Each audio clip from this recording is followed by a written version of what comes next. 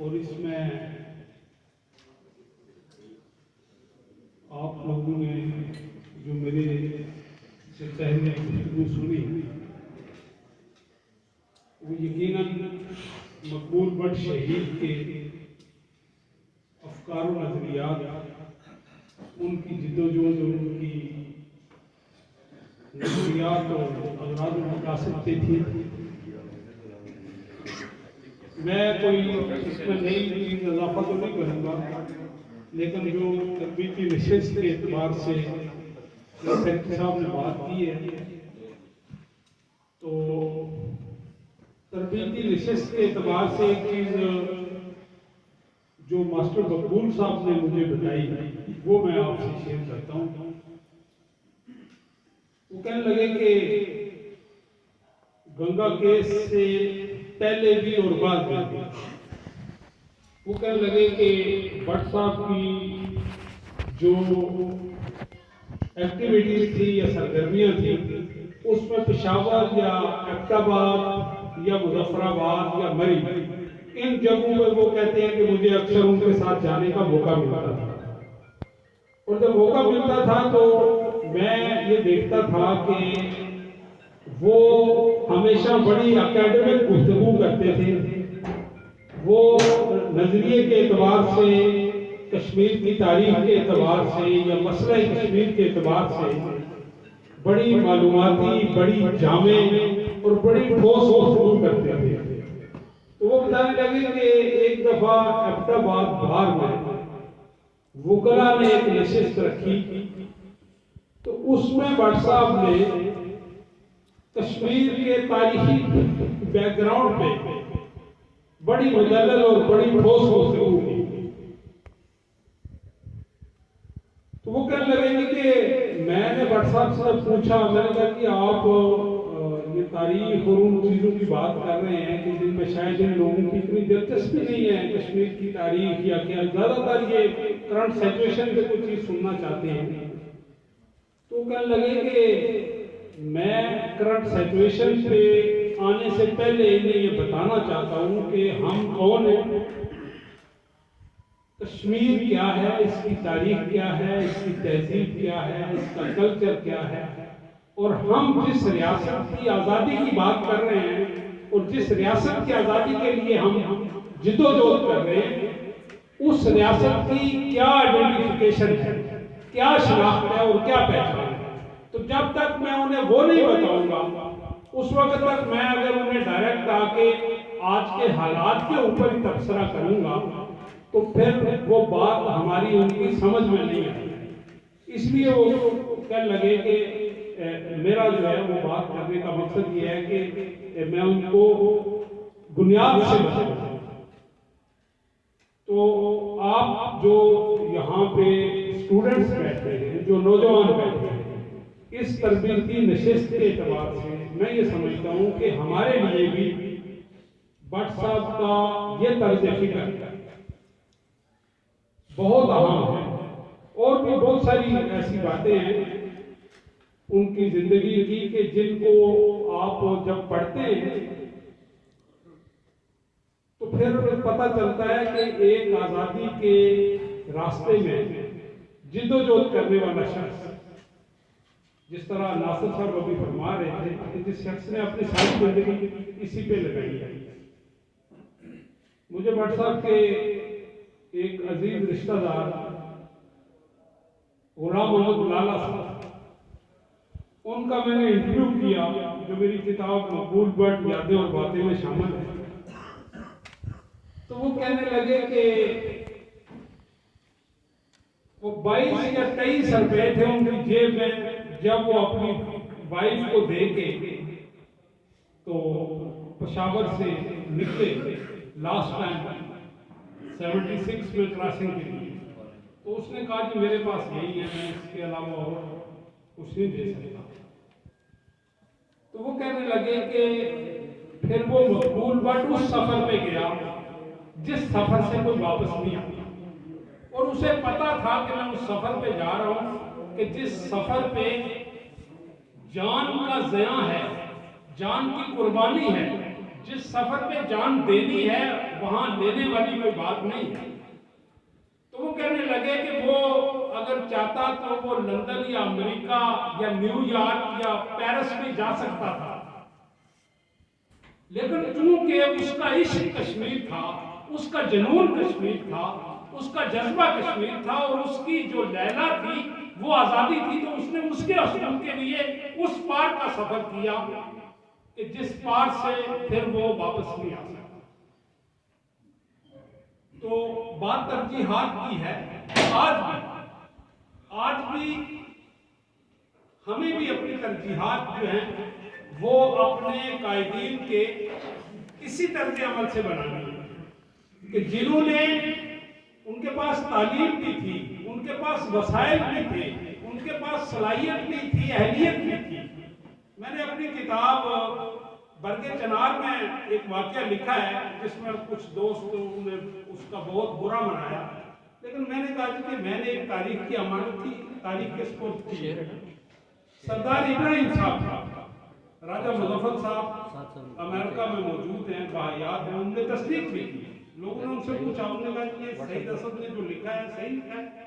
उन्होंने कहा बिल्कुल सही लिखा है, इसलिए कि सरदार इब्राहिम साहब ने अपने ऑफिशियल दफ्तर में, सदारती ऑफिस में बैठ के दफ्तर की कुंडी मुझसे कहा कि कुंडी लगा दी और कोई बंदा अंदर ना आए। 2 घंटे की मेरे से और राजा मुजफ्फर साहब से जो उनकी बातें हुई, उन्होंने कहा कि ऑफ द रिकॉर्ड है, चूंकि तुम राइटर हो तो तुम लिखोगे, लेकिन उन्होंने कहा कि मेरे से वादा करो सईद असद के मेरी जिंदगी में नहीं लिखोगे, इसलिए कि जो बातें मैं बताने लगा हूं ये बड़ी तर्क है, और चूंकि हम जो सियासत कर रहे हैं वो कोई सच की सियासत नहीं है, ये मफादात और पेट की सियासत है जो मैं कर रहा हूं और कयूम खान कर रहा है। तो इसलिए उन्होंने कहा कि आज जिस शख्स के नाम पे आप आए हो और जिस बात पे मेरे पास आए हो, मैं चाहता हूं कि मैं खुल के बताऊं आपको कि ये कश्मीर और कश्मीर के लिए जिंदगियां देने वाले थे। तो मैंने वो सरदार इब्राहिम साहब की फिर डेथ के शायद मेरा ख्याल है कोई 22-23 साल पढ़ते हैं, 22-23 साल बाद ये मेरी किताब छपी है। तो मैंने फिर उसमें उनने मुझसे वादा लिया कि आप मेरे मरते हुए बाहर जाके भी शेयर नहीं करेंगे और लिखेंगे भी, लेकिन जब मैं मर जाऊं तो फिर आप लिख लेना। तो वो 22 सफ़े की गुफ्तगू उनकी ऑफ द रिकॉर्ड के उन्वान से बरगे चिनार किताब में मैंने लिखी है, और उसका जो निचोड़ है वो सारी बड़ी अहम चीजें हैं, आपके पढ़ने वाली हैं। जो बात आज की मुनासिबत से वो ये है, उन्होंने कहा कि कश्मीर के लीडर कश्मीरी कौम के रहनुमा को, बस एक मकबूल भट्ट था और दूसरा के.एच. खुर्शीद। उन्होंने कहा कि शेख अब्दुल्ला का भी, उन्होंने फारूक अब्दुल्ला और उमर अब्दुल्ला का भी, गालबन उमर अब्दुल्ला या फारूक अब्दुल्ला उन दिनों भी चीफ मिनिस्टर थे उस बार। ये 97 या 98 की बात है, मैंने वहां डेट लिखी हुई है। वो कहने लगे कि फारूक अब्दुल्ला और उसकी औलाद, कयूम खान और उसकी औलाद, और इब्राहिम खान और मेरे खालिद इब्राहिम और आगे उसकी औलाद। उन्होंने कहा कि हमारा मकसद सिर्फ और सिर्फ इक़्तिदार था, जिसकी खातिर हमने रियासत भी तोड़ी, हमने मुल्क भी तोड़ा, इसके टुकड़े किए, और उन टुकड़ों के ऊपर श्रीनगर और मुजफ्फराबाद की जो थी इस्लामाबाद और दिल्ली की खुशनुदी, उसके लिए हम टुकड़ों पे पले। उन्होंने कहा हम सिर्फ हम नहीं, उन्होंने कहा हमारी अब तीसरी नस्ल जो है वो हमारी इस सियासत का जो है ना वो कमाई जो है वो खा रही है। लेकिन उन्होंने कहा ये कश्मीर की सियासत नहीं थी, उन्होंने वाज़ेह कहा, उन्होंने कहा हमारी लड़ाई और हमारी जंग कश्मीर की नहीं थी। कश्मीर के लिए जो 2 लोग लड़े, उन्होंने कहा कि एक को तिहाड़ जेल में हिंदुस्तान ने फांसी दे दिया और दूसरे को गोजरावाला के चौक में एक प्री प्लान एक्सीडेंट करके उसको मौत की नींद सुला दिया। तो उन्होंने कहा कि इन 2 बंदों को सुलाने के बाद दिल्ली और इस्लामाबाद को पूरा यकीन था कि अब कश्मीर के जो हमने टुकड़े और किए पांचे किए हैं, बस अब ये इसी तरह मेंटेन रहेंगे और अब हमने कोई मज़ामती आवाज जो है वो उठने की पोजीशन में नहीं छोड़ी। उन्होंने इसके आखिर पे तजिया करते हुए ये कहा, लेकिन मुझे इस बात की खुशी है कि खुद मुख्तार कश्मीर का नजरिया जो है वो हिंदुस्तान और पाकिस्तान की तवक्कुआत से कई गुना बढ़ के फैला है और फैलेगा।